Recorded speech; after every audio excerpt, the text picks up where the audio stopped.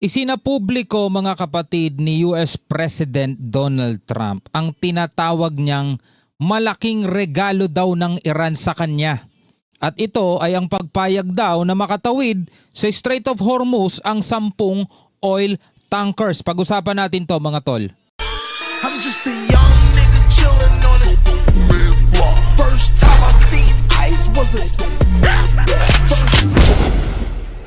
Nung nakaraan, kung naaalala ninyo mga tol, sinasabi ni US President Donald Trump na meron daw malaking regalo itong Iran sa kanila, sa US mga tol. At eto na nga, no, isinapubliko na niya, meaning ni-reveal niya na mga kapatid. At ito nga daw ay ang pagdaan o ang pagpayag na makadaan sa Strait of Hormuz ang 10 oil tankers. At ito ay sa gitna ng patuloy na tensyon sa gitnang silangan o sa Middle East mga kapatid. So tayo again mga kapatid ay manonood lamang po ng balita. Again, hindi po ako ang magbabalita sa inyo. Wala akong babaguhin, wala akong babaluktutin, wala akong iimbento. Kumbaga magre-reaction lang ako at magbibigay tayo ng komentaryo. May mga nagko-comment, kailan daw ba tong balitang to? Bago lang daw ba to? Luma na to? Eto mga tol, nakalagay. March 27, 2026 yan, no? Ang source ng news na ating bibigyan ng reaction ngayon is itong UNTV News and Rescue. Alright, so sabi rito, courtesy AFP, itong video siguro na to, no? So wag na natin patagalin pa mga tol, bigyan natin to ng reaction. Piniyagan ng Iran ang pagdaan ng 10 oil tankers sa Strait of Hormuz bilang bahagi ng tinawag ni US President Donald Trump na present o senyales ng posibleng pagbubukas sa negosasyon. Sinabi ni Trump na unang pinayagang makatawid ang 8 malalaking oil vessels na sinundan pa ng 2 bilang patunay na handa ang Tehran na makipag-ugnayan sa gitna ng krisis. So eto daw mga tol, stop natin. Eto daw mga kapatid yung palatandaan na handa ang Tehran o ang Iran na makipagnegosasyon. Sa kabila ng isinasa publiko din naman mga tol ng tagapagsalita ng IRGC na walang nagaganap na usapan. Fake news nga lang daw yan, sabing ganun eh. Baka nga daw sarili lang ni US President Donald Trump ang kanegosasyon niya. Yan ay batay mga kapatid sa mga official ng Iran. Pero dito sa ating pinapanood mga tol, ito yung sinasabi ni Trump na regalo daw ng Iran. Yung pagpayag na makatawid ang 10 oil tankers dito sa Strait of Hormuz. No? Tuloy natin itong balita. Makipag-ugnayan sa gitna ng krisis. They said to show you the fact that we're real and solid and we're there. We're going to let you have 8 boats of oil, 8 boats, 8 big boats of oil. This was 2 days ago. And they'll sail up tomorrow. That was 3 days ago. Iginit naman ng Iran na hindi lubusang sarado ang Strait of Hormuz at nananatili itong bukas para sa mga bansang hindi nila itinuturing na kaaway. جنگ هرمز از نظر ما بسته کامل نیست. بسته است فقط به روی دشمنان. طبیعی هم است. ما در شرایط جنگی هستیم. منطقه جنگی هست. دلیلی نداره There is no reason to allow the ships of our enemies and their allies to pass. No? Yan ang sinasabi ng Iran. Di naman daw talaga sarado itong Strait of Hormuz. Pinapayagan naman daw nilang dumaan yung mga barko na hindi naman nila itinuturing na kaaway. Bagamat mga kapatid na hindi naman daw sarado to, meron pa ring ibang mga tanker na natatakot silang dumaan. Mga tol, natatakot silang magbaka sakali o sumugal dahil baka nga naman bombahin sila, di ba? به کشتی‌های دشمنان خودمون اجازه عبور بدیم و متحدینشون. Ipinaliwanag din ng Iran na kahit bukas ang ruta para sa ilang bansa, marami pa rin barko ang umiiwas dumaan dahil sa panganib. Yon, di ba? Tulad ng sinabi ko, marami pa rin mga barko na umiiwas dumaan. Yun ang dahilan mga tol kaya nagkakaroon ngayon ng oil crisis. At kakulangan ng insurance sa panahon ng digmaan. ولی برای بقیه آزاد But هست. for others, it is open of course. Although it is open, البته آزاد که هست خب خود اونها the ships themselves usually avoid passing due to the insecurity that exists, di ba? Yun nga yung sinabi ko kanina eh, bagamat open naman daw to, bagamat bukas naman daw to, yung ibang mga barko is nag-decide na lang na, hindi, wag tayong sumugal, wag na tayong dumaan. No? Delikado.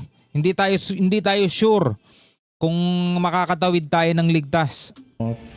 کشتی‌ها معمولاً اجتناب میکنن به دلیل Some of them are not covered by their insurance companies. Oh. ناامنی که وجود داره. بعضی از اونها شرکت های بیمهشون For wartime conditions and they themselves choose not to pass. پوشش نمیده به اصطلاح این بیمه جنگی رو و خودشون نمیان رد بشن. Pinahintulutan din ng Iran ang ilang bansa tulad ng Malaysia, China, India, Egypt at South Korea na itinuturing itong non-hostile countries na makadaan sa nasabing ruta basta't may koordinasyon sa kanilang pamahalaan. Inilahad pa ng Iran na maraming bansa ang direktang nakipag-ugnayan sa kanila upang humingi ng garantiya sa ligtas na pagdaan ng kanilang mga barko. و جالب هست که خیلی از این Interestingly, many of these countries, meaning many of these ships, کشورها یعنی خیلی از این کشتی ها صاحبانشون یا کشورهایی که مالک اونها هستن their owners or their countries that own them با ما تماس گرفتن و درخواست کردن که ما عبور ایمن اونها رو have contacted us and requested that we ensure their safe passage through the strait. عبور امن Tayong Pilipinas, wala tayong sariling oil tanker eh. Talagang bumibili lang tayo mga tol, no? Tas dinideliver dito sa atin. Ngayon, may mga dumating na mga tol. Alam ko napanood nyo na rin yung mga balitang yun, no? Maraming mga nasa 133 million barrels ng langis ang dumating ngayon galing sa Russia, Singapore at iba pang mga ibang source na binilan ng mga kumpanya dito sa Pilipinas. ها رو از تنگه برقرار بکنیم و ما برای بعضی از این کشورها که کشورهای دوست ما For some of هستن یا these به هر countries which are our friendly countries or for other reasons, دلیل به هر حال تشخیص دادیم که این کارو بکنیم it's نیروهای deemed مسلح ما appropriate این our armed forces عبور have ایمن رو provided safe فراهم کرد. passage. Pinag-aaralan din ng Iran ang pagpapatupad ng toll system kung saan maaaring maningil ng bayad sa mga barkong daraan kapalit ng seguridad. Ooh. Isang hakbang na posibleng magdagdag pa sa gastos sa global shipping. Pag nagawa ng Iran yon, sa madaling salita mga kapatid, no, ay talagang malakas pa rin sila at meron pa rin silang control dito. No, sa kabila ng sinasabi ng Amerika na talagang naubos na daw nila, napalubog na nila yung mga barko dito, wala na daw military capability itong Iran, 'di ba? Yun naman sinasabi ng Amerika. Tayo mga kapatid, just being fair lang, no. Hindi kasi tayo maka-US, hindi tayo maka-Iran, hindi tayo maka-Israel. Tayo nanonood lamang at nagbibigay lamang ng reaction. So wala tayong pinapanigan dito. Tinitimbang nga natin mga kapatid kung ano ba talaga totoo at sino ba talaga nagsasabi ng totoo eh. Kasi kung titignan ninyo, no, pasintabi na sa mga maka-US, no, kung ang sinasabi ng US ay talagang ubos na itong Iran, wala na silang military capability, 100% natapos na nila, pero bakit may puwersa pa rin ng Iran dito sa Strait of Hormuz? Imagine that mga tol, napakalinaw na tanong yan. Paano nila nakokontrol yung tong Strait of Hormuz kung wala na talaga silang military capability? Ibig sabihin, hindi pa rin talaga sila lubusang nalulupig, no, na salungat doon sa kiniklaim din naman ng US, no? Sa kasalukuyan, nananatiling kritikal ang sitwasyon sa Strait of Hormuz kung saan libu-libong barko ang naipit at patuloy na naaapektuhan ang supply ng langis at ekonomiya sa buong mundo. Jack Del Eto na nga nararamdaman na nga natin mga tol di ba?